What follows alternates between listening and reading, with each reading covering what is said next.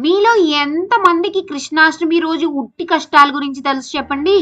ఉట్టి కష్టాలేంటి అని ఎక్కువ ఆలోచించకండి, అదే ఉట్టి కొట్టే కష్టాలు. ఇప్పుడు మీరు నిజమే, ఉట్టి కొట్టడం చాలా కష్టం. ఒక పక్క నీరు పోసేస్తూ ఉంటారు, ఉట్టి దగ్గర రాగానే పైకి లాగేస్తూ ఉంటారు. నిజంగా ఉట్టి కొట్టడం చాలా కష్టమే అనుకుంటున్నారు కదా. కానీ ఇక్కడ నేను ఉట్టి కొట్టే కష్టాల గురించి కాదు, ఉట్టి కట్టే కష్టాల గురించి చెప్తున్నా.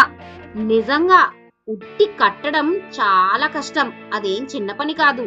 ఇప్పుడు మీలో చాలా మంది ఉట్టి కట్టడం తెలిసిన వాళ్ళు ఏమ్మా నీకు ఇప్పుడు తెలిసిందా అని అడిగితే నిజంగా నేనైతే జెన్యూన్ గా ఒప్పుకుంటాను, నాకు ఉట్టి కట్టడం ఇంత కష్టమా అని ఇప్పుడే తెలిసింది. ఇన్ని ఇయర్స్ ఉట్టి కొట్టడం ఫన్నీగా ఎక్సైట్మెంట్ గా ఉంటుందని అదే అబ్జర్వ్ చేశాను, కానీ ఉట్టి కట్టడం అబ్జర్వ్ చేయడం మాత్రం ఇదే ఫస్ట్ టైం. నేనే ఉట్టి కట్టడం అబ్జర్వ్ చేసింది అయితే మా స్ట్రీట్ లో మా స్ట్రీట్ బాయ్స్ అందరూ కలిసి ఒక టీమ్ వర్క్ గా అయితే దీన్ని ఆర్గనైజ్ చేసుకున్నారు. నాకు తెలిసినంత వరకు స్పాన్సర్ అయితే వేరనుకుంటా, దీనికి కూడా స్పాన్సరా అనుకుంటారేమో. డబ్బులు లేకుండా ఏమీ జరగవు. కర్రలు, కుండలు, తాడ్లు, జియో వైర్లు, ఈ ఉట్టి కుండల్లో వేయడానికి పాలు, పెరుగు, చిల్లర, అండ్ ఫైనల్ గా ఉట్టి కొట్టి గెలిచిన వాళ్ళకి ఏదో రివార్డ్ అయితే ఉండాలి కదా. వీటిలన్నిటికీ అయితే డబ్బులు కావాలి కదా. డబ్బులు లేకుండా ఏ పని జరుగుతుంది చెప్పండి. అందుకే వీళ్ళందరికీ స్పాన్సర్ అని చెప్పా. స్పాన్సర్ సంగతి పక్కన పెడితే నిజంగా చెప్పాలి అంటే ఈ యూత్ టీమ్ వర్క్ కి మాత్రం హ్యాట్స్ ఆఫ్ చెప్పాలి. ఈ ఉట్టి కట్టే అరేంజ్మెంట్స్ కి నియర్లీ 6 hours కష్టపడ్డారేమో, అది వర్షంలో.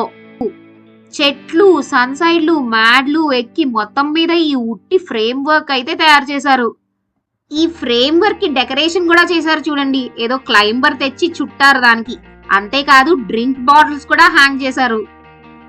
ఈ ఫ్రేమ్ వర్క్ అయ్యాక కుండల ప్రిపరేషన్ స్టార్ట్ అయింది. 3 కుండలు అయితే సెట్ చేశారు. ఒక కుండలో పాలు, ఒక కుండలో పెరుగు, ఒక కుండలో వెన్న అయితే పెట్టాలంట. పాలు పెరుగు అయితే వేశారు గాని వెన్నకు మాత్రం కాటన్ తో డెకరేషన్ అయితే ఇచ్చారు. వెన్న ఏమైనా తక్కువకి వస్తుందా ఏంటి? ఈ కుండల్ని వెన్న పొంగుతున్నట్టు నీట్ గా డెకరేట్ చేసి ఉట్టిలో అయితే సెట్ చేశారు. కుండలు కూడా చూసారా, మంచి పెయింట్ చేసిన కుండలే తెచ్చుకున్నారు. ఇప్పుడైతే ఈ పాలు పెరుగు కొని తెచ్చి ఈ కుండల్లో వేసుకుంటున్నారు గాని ఒకప్పుడైతే ఈ పాలు పెరుగుని ఇంటింటికి వెళ్లి కలెక్ట్ చేసి కుండల్లో వేసేవారంట. ఇప్పటికీ కొన్ని విలేజెస్ లో ఈ ట్రెడిషన్ అయితే ఫాలో అవుతారు.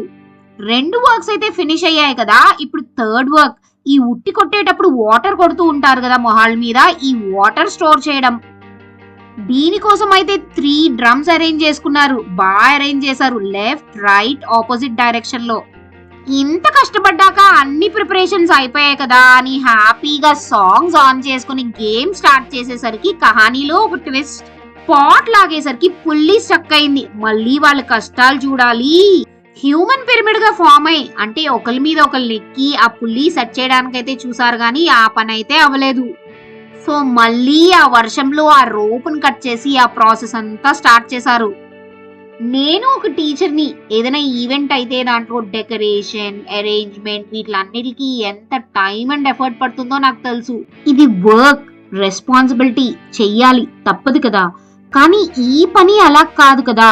ఈ టీం అంతా, ఈ పని అంతా ఒక జీల్తో చేస్తున్నట్టు అనిపించింది నాకైతే. వాళ్ళు చేసే పనికి no pay, but they were doing with such intensity. అందుకేనేమో ఈ ఉట్టి కొట్టడాలు చాలా తగ్గిపోయాయి, ఎందుకంటే ఇది కూడా కమర్షియల్ అయిపోయింది. అప్పట్లో అయితే ప్రతి టెంపుల్స్ దగ్గర ఈ ఉట్టి కొట్టడం అరేంజ్మెంట్ అయితే చేసేవారు. ఇప్పుడు పెద్ద టెంపుల్స్ తప్ప చిన్న టెంపుల్స్ అయితే ఇంట్రెస్ట్ చూపించట్లే, ఎందుకంటే even this needs funding. Maybe చిన్న టెంపుల్స్ ఈ ప్రైజ్ మనీ, అక్కడ అయ్యే అరేంజ్మెంట్స్ కి డబ్బులు ఎఫర్ట్ చేసుకోలేకపోతున్నాయి, అక్కడ ప్లేస్ కూడా ఉండకపోవచ్చు. అన్ని టెంపుల్స్ దగ్గర ఇలా ప్యాషనేట్ గా జీల్తో ఫ్రీగా పనిచేసేవారు దొరకడం ఒక ఎత్తు అయితే, ఇలా ఇంత అరేంజ్మెంట్ చేయడానికి ప్లేస్ కూడా ఉండాలి కదా. ఇప్పుడు ఇంత ప్లేస్ ఈ స్ట్రీట్స్ మధ్యలో ఎక్కడుంటుంది చెప్పండి. ఇక్కడ పాపం వీళ్ళు కూడా సౌండ్ బాక్సెస్ పెట్టుకున్నందుకు నైబర్హుడ్ తో, రోడ్ బ్లాక్ చేసినందుకు వెళ్లి వచ్చే వాళ్లతో తిట్లయితే తింటూనే ఉన్నారు. అండ్ లిటరలీ నాకైతే వీళ్ళకి ఇదంతా అవసరమా అనిపించింది. And if my children would be in that place, I would have never allowed them to do that. నేనే కాదు, మోస్ట్ ఆఫ్ ద పేరెంట్స్ ఇదే చేస్తారేమో. ఈ హెడ్ ఏక్స్ అంతా ఎందుకు, లోపలికి వచ్చి చదువుకో లేకపోతే ఏదైనా పని చేసుకో అని. ఇలా ఈ మైండ్ సెట్ వల్లే ఈ ట్రెడిషనల్ గేమ్స్ అన్ని కామన్ మ్యాన్ దగ్గర నుంచి కమర్షియల్ అయిపోతాయి. ఎంత కమర్షియల్ అయిపోతాయి అంటే ముందు ముందుకి ఇవి మన పిల్లలకి ఇది మన ట్రెడిషన్ వాళ్ళకి చూపించాలి అనుకుంటే మనం టికెట్ కొనుక్కొని దీన్ని చూడటానికి వెళ్ళాలి. మీకు నమ్మాలనిపించట్లేదు కదా, కానీ ఆల్రెడీ ఇది ముంబై పూణేలో జరుగుతుంది. ఈ ఉట్టి కొట్టడాన్ని నార్త్ ఇండియాలో అయితే దహీ హండీ అంటారు. దహీ అంటే పెరుగు, హండీ అంటే పాట్. ఈ దహీ హండీ ముంబై పూణే లాంటి బిగ్ సిటీస్ లో ఎంత కమర్షియల్ అయిపోయింది అంటే lot of sponsors and even celebrities కూడా ఈ కాంపిటీషన్ కి అయితే వస్తారు. ఈ ఉట్టి కొట్టడం అనే కాదు, every tradition event is going to become commercial. మీరు అబ్జర్వ్ చేశారా, వినాయక్ చవితికి కూడా ఇప్పుడు చిన్న చిన్న పాండాల్స్ కన్నా ఎంత పెద్ద పాండాల్స్ పెడితే అంత మంది జనం అక్కడ గ్యాదర్ అవుతున్నారు. అండ్ ఈ మధ్య ఆ పాండాల్స్ లో గణేష్ స్టాట్యూ చూడడానికి టికెట్ సిస్టమ్ కూడా పెట్టేస్తున్నారు. మనకు కూడా ఫ్రీగా ఏదైనా దొరుకుతున్నంత వరకు దాని వాల్యూ అయితే తెలియదు కదా. మనం దేని గురించైనా పే చేస్తేనే దాని ఇంపార్టెన్స్ తెలుస్తుంది.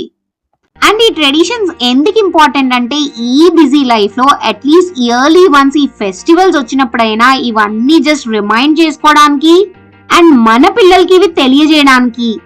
And here I'm not indicating a particular religion. Christians, Muslims, Sikhs వాళ్ళ ట్రెడిషన్స్ అందరూ ఫాలో అవ్వాలి. Not only religions, even national festivals కూడా ఉన్నాయి కదా. Independence Day, Republic Day, Gandhi Jayanti. మీరు అబ్జర్వ్ చేస్తే ఎవ్రీ ఇండిపెండెన్స్ డే కి స్కూల్స్ లో, క్లబ్స్ లో, కమ్యూనిటీస్ లో ఈ ఫ్రీడమ్ ఫైటర్స్ గురించి గెటప్స్ వేసుకొని రమ్మంటారు, వాళ్ళ గురించి స్పీచ్ చెప్పమంటారు. Dances, songs, essays, paintings, lots of competitions అవుతాయి. ఇవన్నీ పిల్లలకి పాస్ట్ ఈవెంట్స్ గురించి మెమరైజ్ చేయడానికే. I believe that every festival should be celebrated with a zeal. అది మన రిలీజియన్ ఫెస్టివల్ కావచ్చు, నేషనల్ ఫెస్టివల్ అయినా కావచ్చు. మన పిల్లలకి కూడా ఇదే నేర్పించాలి. ఇంతకీ కృష్ణాష్టమి రోజు ఉట్టెందుకు కొడతారో తెలుసా? కృష్ణుడు చిలిపి చేష్టలు గుర్తు చేసుకోవడానికి. మన అందరికీ తెలిసిందే, చిన్ని కృష్ణుడికైతే పాలు, వెన్న, పెరుగు అంటే చాలా ఇష్టం. సో ఈ చిన్ని కృష్ణుడు వాళ్ళ ఫ్రెండ్స్ బ్యాచ్ అంతా ప్రతి ఇంట్లో ఈ పాలు, వెన్న, పెరుగుని మాయం చేసేసేవారంట. సో ఇళ్లలో ఆడవాళ్ళు వీళ్ళకి పాలు, పెరుగు దొరకకుండా ఉట్టి కట్టి పైకి వేలాడదీసేవారంట. కానీ చిన్ని కృష్ణుడు వాళ్ళ ఫ్రెండ్స్ ని ఒంగబెట్టి వాళ్ళ మీద ఎక్కి ఉట్టి కొట్టి అవి కూడా మాయం చేసేసేవారంట. దీనికి మెమరబుల్ గా కృష్ణాష్టమి రోజు ఉట్టి కొట్టడం. ఐ హోప్ మీకు ఈ వీడియో నచ్చింది అనుకుంటాను. నచ్చితే లైక్, సబ్స్క్రైబ్, షేర్ చేయండి. అండ్ నేను చెప్పిన పాయింట్స్ గురించి కొంచెం ఆలోచించండి.